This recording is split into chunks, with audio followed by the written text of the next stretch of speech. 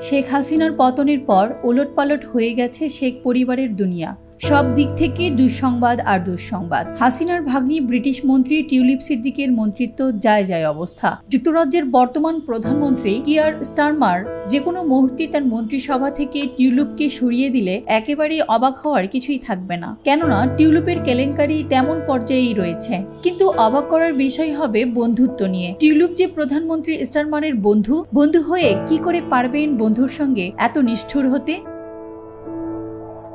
শনিবার 11 জানুয়ারি এসব বিষয় নিয়ে একটি বিস্তারিত প্রতিবেদন করেছে ব্রিটিশ গণমাধ্যম ডেইলি মেইল। ব্রিটিশ লেবার পার্টির টিকেটে প্রথমবার এমপি হওয়ার পর কিয়ার স্টারমার তার প্রথম বিদেশ সফরে যুক্তরাষ্ট্র, ফ্রান্স বা জার্মানির মতো ঘনিষ্ঠ মিত্র দেশে না গিয়ে বহু দূরের দেশ বাংলাদেশের ফ্লাইটে চড়ে বসেন। 2016 সালের সেই সফরে তিনি ঢাকা আর সিলেট ঘুরে দেখেন। দামি স্যুট পরে তার বস্তির মধ্যে দিয়ে হেঁটে যাওয়ার দৃশ্য ক্যামেরাবন্দি হয়। এক সপ্তাহের সেই সফরে বস্তির গরিব মানুষের অদম্য মনোবল দেখে আপ্লুত হওয়ার গল্প নিয়ে পরে তিনি লন্ডনের পত্রিকায় কলামও লেখেন।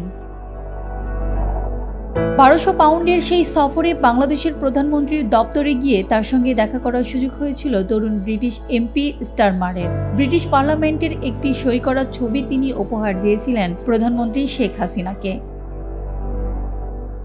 ব্রিটিশ সংবাদ মাধ্যম ডেইলি মেইল লিখেছে, কেউ হয়তো এটাকে সামান্য উপহার ভাবতে পারেন, কিন্তু ওই সাক্ষাতের মধ্যে দিয়েই বাংলাদেশের তখনকার নেত্রীর সঙ্গে আজকের স্যার কিয়ার স্টারমারের দীর্ঘ বন্ধুত্বের সূচনা হয়েছিল। ডেইলি মেইল লিখেছে, গত বছর জুলাই মাসে যুক্তরাজ্যের সাধারণ নির্বাচনেও আওয়ামী লীগের যুক্তরাজ্য শাখার কর্মীরা স্টারমারের ভোটের প্রচারে নামেন। স্টারমারের ডাউনিং স্ট্রিটের বাসিন্দা হওয়ার পেছনে সেটাও বড় ভূমিকা রাখে।